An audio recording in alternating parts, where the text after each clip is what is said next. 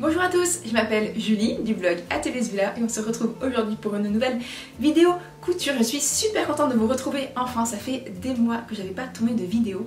C'est un petit peu mon retour sur YouTube pour la rentrée et cette vidéo sera en collaboration avec la marque Promode. Promode réalise des vêtements depuis très longtemps comme vous le savez, mais ils proposent également depuis quelques temps des coupons de tissu, des coupons de 3 mètres issus de leurs anciennes collections de vêtements.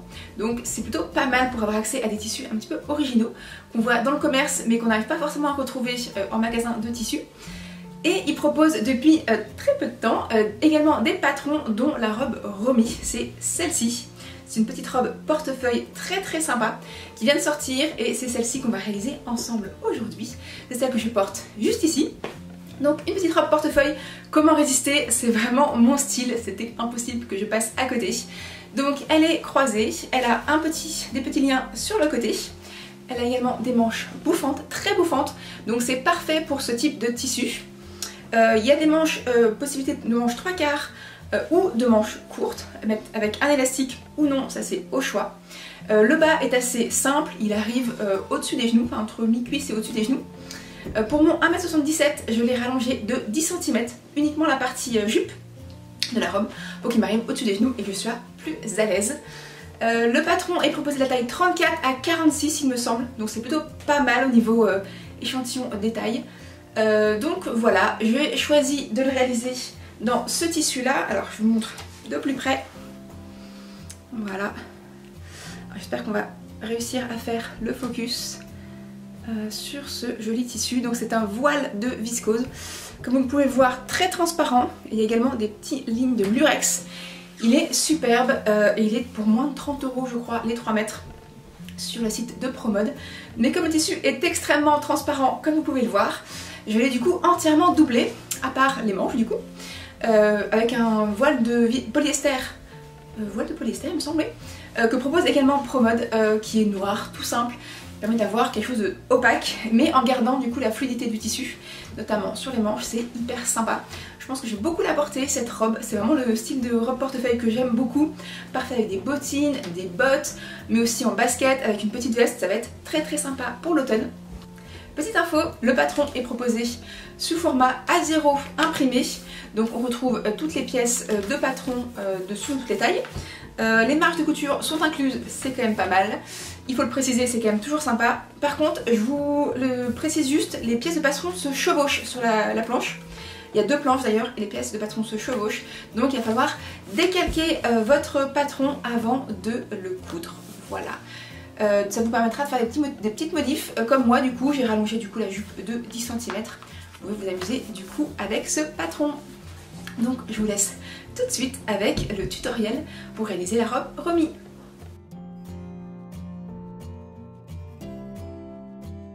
Le patron de la robe Romy va du 34 au 46. Il vous faudra environ 2 mètres de tissu, plus la doublure en option, et également un élastique de 6 mm de large. Les explications du patron sont sous forme écrite, mais cette vidéo vous permettra de réaliser votre robe Romy sans souci.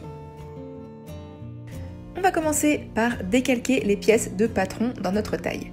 Donc on ouvre notre feuille A0 et on vient décalquer. Vous pouvez utiliser du papier de soie ou une feuille transparente qui permet de recouvrir les livres par exemple, ou qu'on trouve également en magasin de bricolage, à utiliser avec un marqueur indélébile pour pouvoir décalquer correctement votre patron.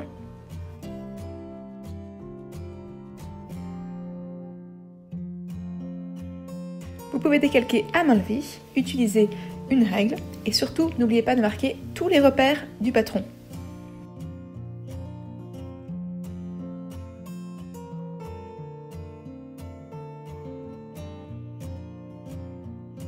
On n'oublie pas également le droit fil et le nom de la pièce ainsi que la taille dans laquelle on a décalqué le patron. Continuez ainsi pour toutes les pièces de patron prévues dans le tissu ainsi que dans la doublure.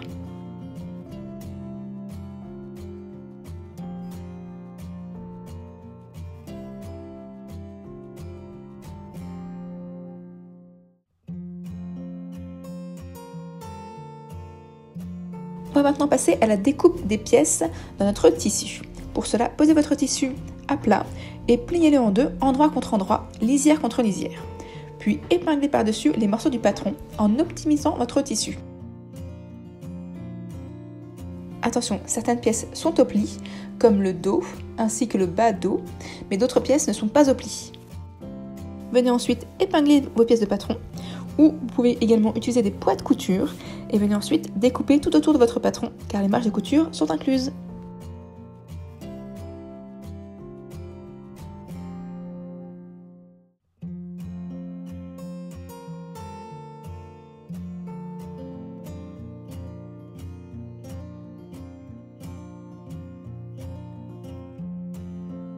N'oubliez pas de bien reporter les repères de couture, notamment sur les emmanchures.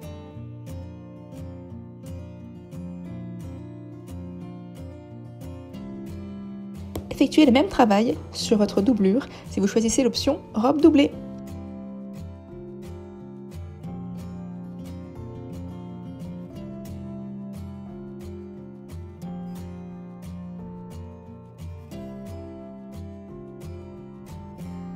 Je commence par enfiler ma machine à coudre avec le fil de la bonne couleur.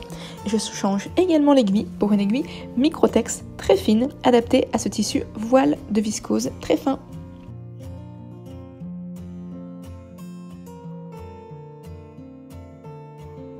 On fait toujours un petit test sur une chute de tissu pour vérifier que la machine est bien enfilée et que le point est régulier. On commence par faire les liens intérieurs. Pour cela, coupez 2 bandes de tissu dans votre doublure de 30 cm sur 3,2 cm. Puis ensuite, venez plier vos bandes endroit contre endroit dans le sens de la longueur. On vient coudre à 1 cm du bord sur le long côté ainsi que sur l'un des 2 petits côtés.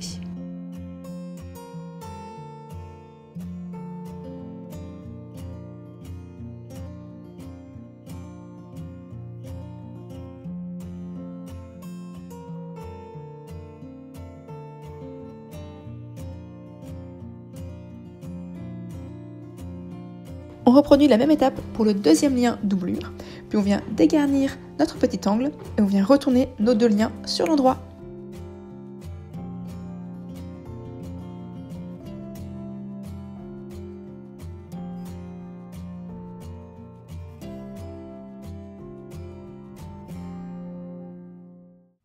Un petit coup de repassage et les liens sont bien droits. On passe ensuite aux 2 pièces de ceinture extérieures, numéro 5. On vient les plier endroit contre endroit dans le sens de la longueur.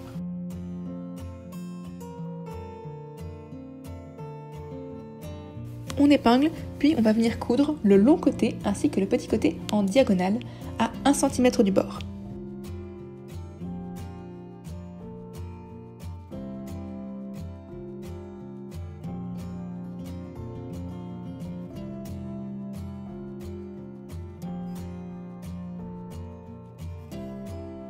On reproduit la même étape pour la deuxième pièce de ceinture extérieure, puis on vient surfiler la marge de couture.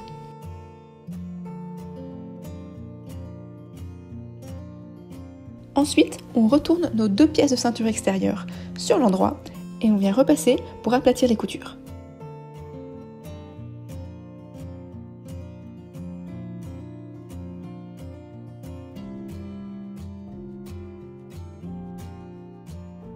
On passe ensuite à l'assemblage de notre corsage.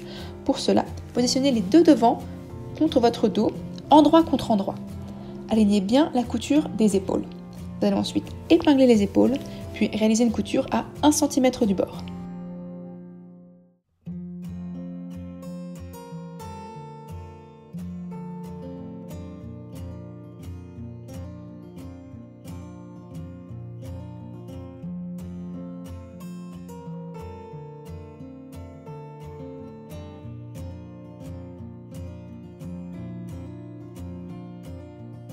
On reproduit les mêmes étapes pour la doublure du corsage. On positionne nos 2 devants contre notre dos, endroit contre endroit, et on vient assembler les épaules.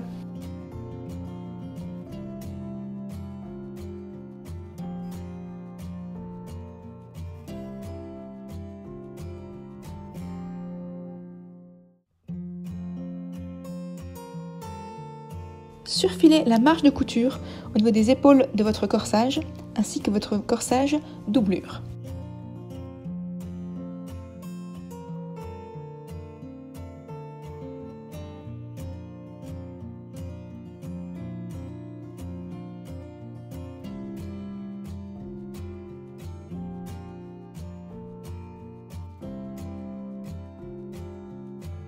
repassez les coutures d'épaule en les couchant vers le dos.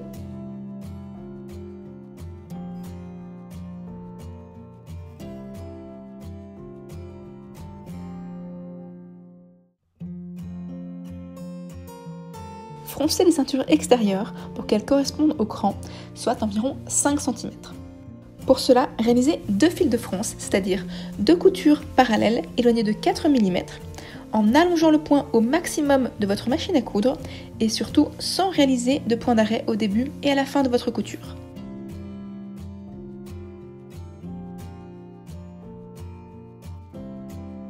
Tirez délicatement sur les 2 fils de canette de vos 2 lignes de couture pour venir froncer votre tissu.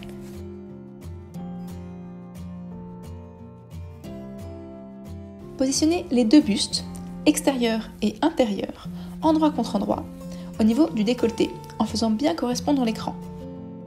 Insérez le premier morceau de ceinture extérieure entre les 2 devants droits, c'est-à-dire le tissu principal et la doublure, en respectant bien l'écran.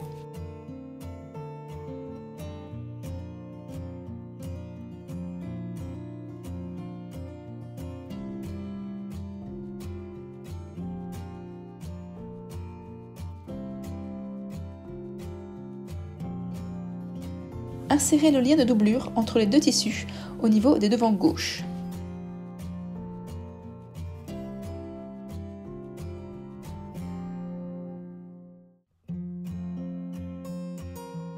Épinglez bien tout autour du décolleté et venez coudre à 1 cm du bord.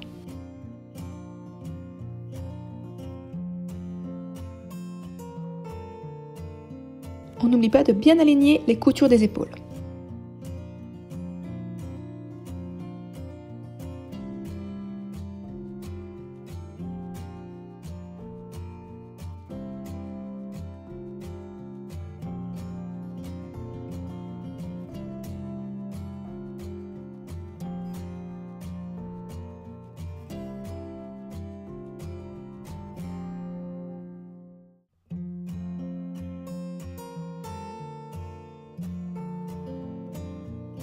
Retournez votre corsage assemblé sur l'endroit et venez repasser au niveau du décolleté.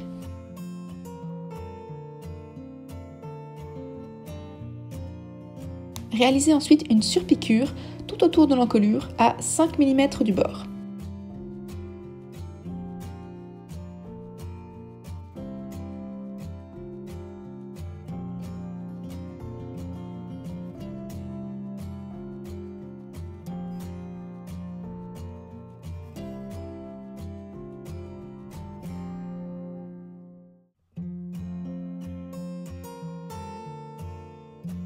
Assemblez maintenant les côtés, endroit contre endroit, dans le tissu extérieur. N'oubliez pas d'insérer la 2e ceinture froncée au niveau du côté gauche.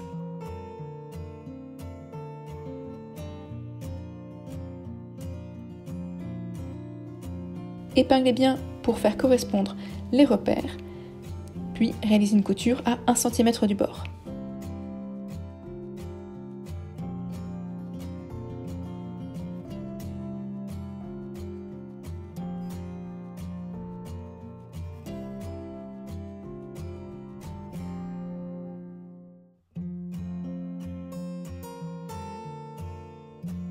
Réalisez la même étape pour le côté droit, cette fois-ci sans insérer de ceinture.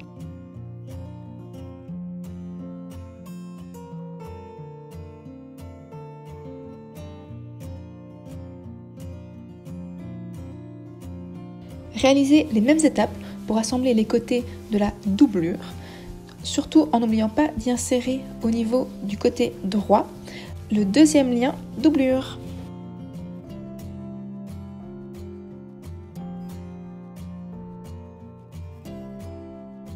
Épinglez bien et réalisez une couture à 1 cm du bord. Réalisez la même étape d'assemblage du côté doublure de l'autre côté.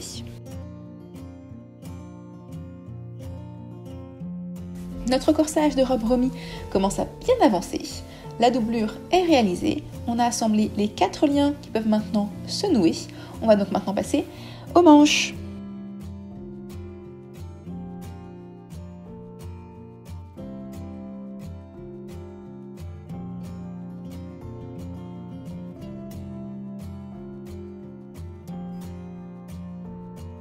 prenez vos 2 pièces manches, pliez-les endroit contre endroit et faites bien correspondre les côtés.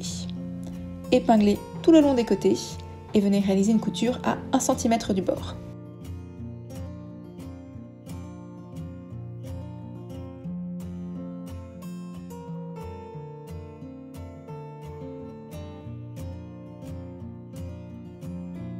Surfilez les marges de couture côté manche et également le bas de la manche.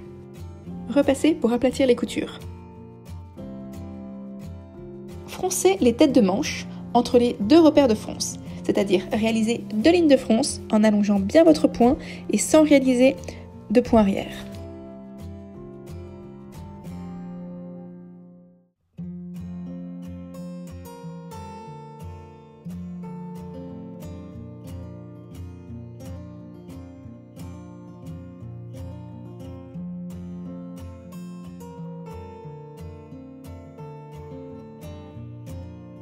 Tirez délicatement sur vos 2 fils de canette pour pouvoir froncer votre tête de manche.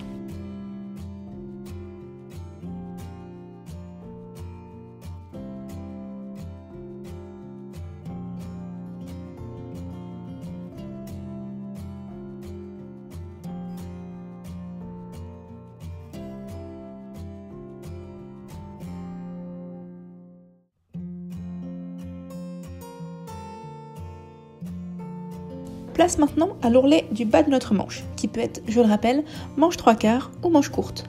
Vous pouvez réaliser un ourlet classique, c'est-à-dire faire 1 ou 2 replis et venir piquer au point droit votre ourlet. Vous pouvez également y ajouter une petite coulisse ainsi qu'y glisser un élastique pour resserrer le bas de votre manche. De mon côté, j'ai choisi de réaliser 2 coutures séparées de 5 mm, faisant ainsi une petite coulisse pour pouvoir y glisser un élastique fin et resserrer ainsi le bas de la manche.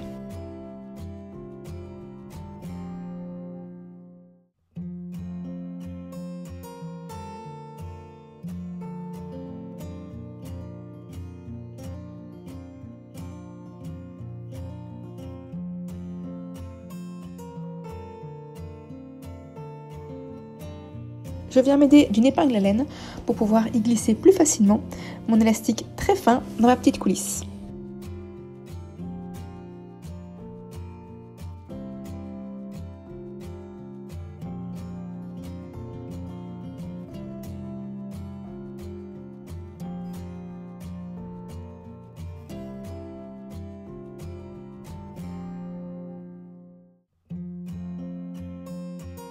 Puis, je viens assembler les 2 extrémités de mon élastique pour le refermer.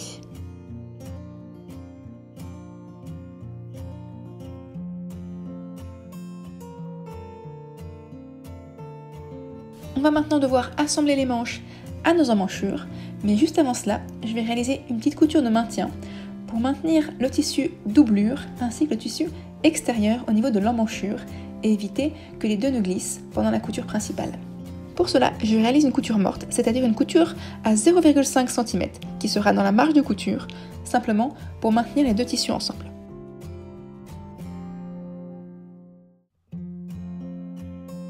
On peut maintenant positionner notre manche endroit contre endroit au niveau de l'emmanchure. Attention à bien aligner les coutures de dessous de bras ainsi que les repères des emmanchures.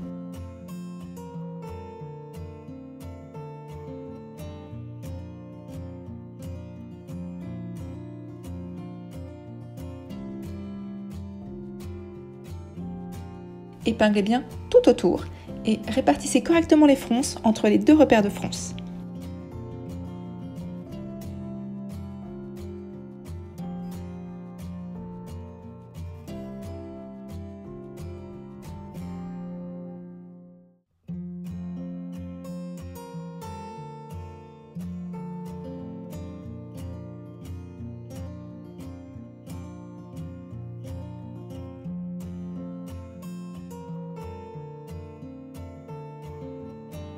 Vous allez ensuite réaliser une couture à 1 cm pour assembler la manche.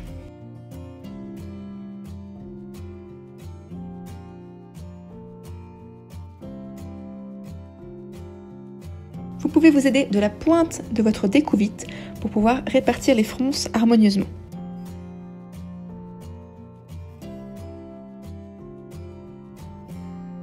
Réalisez la même étape pour la deuxième manche et surfilez vos coutures. Le haut de votre robe remis est maintenant terminé, il ne vous reste plus qu'à vous attaquer à la partie basse.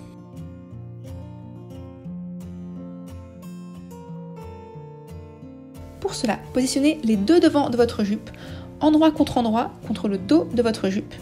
Alignez bien les côtés. Épinglez tout le long des côtés et réalisez une couture à 1 cm.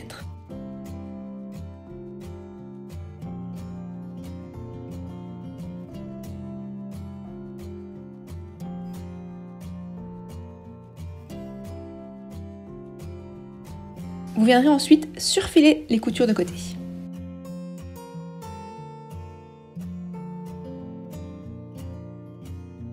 Réalisez les mêmes étapes d'assemblage des coutures de côté au niveau des jupes de votre doublure. On va ensuite réaliser l'ourlet du bas de la jupe doublure. Pour cela, je fais un premier surfilage sur le bord du bas de ma jupe doublure, puis je viens réaliser un repli de 1 cm. Je réalise ensuite une couture à 0,5 cm du bas de ma jupe pour pouvoir former mon ourlet. Je passe ensuite à la réalisation du bas de l'ourlet de ma robe dans le tissu principal. Pour cela, de la même façon, je viens réaliser un surfilage, puis je fais un double repli sur le bas de ma jupe. Je viens ensuite réaliser une couture à quelques millimètres du bas de ma jupe pour former un tout petit repli qui fera mon ourlet.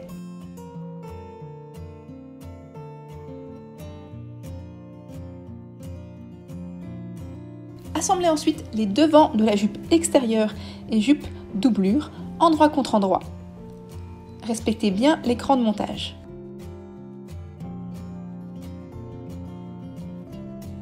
Épinglez tout le long du côté.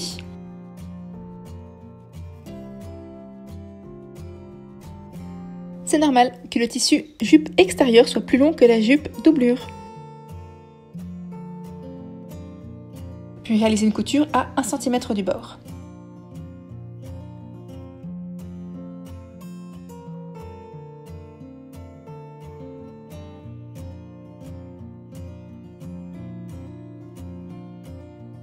Retournez votre couture sur l'endroit, puis venez repasser pour bien aplatir la couture. Réalisez ensuite une surpiqûre à 5 mm du bord.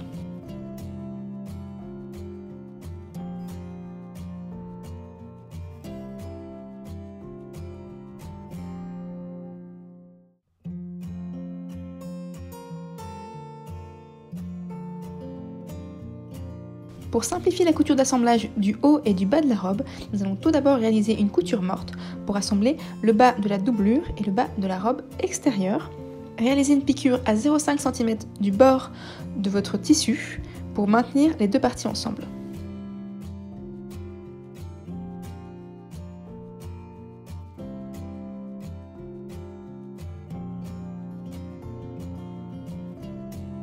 Vous allez enfin pouvoir assembler le haut et le bas de votre robe. Pour cela, positionnez endroit contre endroit le haut de votre robe contre le bas de votre robe. Alignez bien les coutures de côté ainsi que les extrémités de votre robe. Épinglez tout le long et venez réaliser une couture à 1 cm.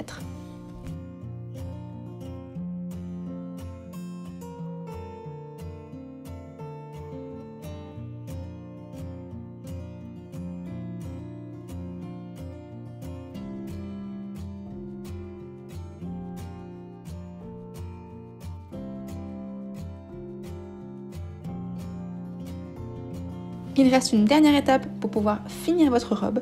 Nous allons intégrer un élastique de 6 mm de large dans la marge de couture de l'assemblage de votre haut et de votre bas de votre robe. Votre patron précise la longueur d'élastique nécessaire en fonction de votre taille. Vous pouvez ensuite répartir l'élastique tout le long du tour de votre taille, placer quelques épingles et venez réaliser l'assemblage de l'élastique au niveau de la marge de couture avec un point zigzag.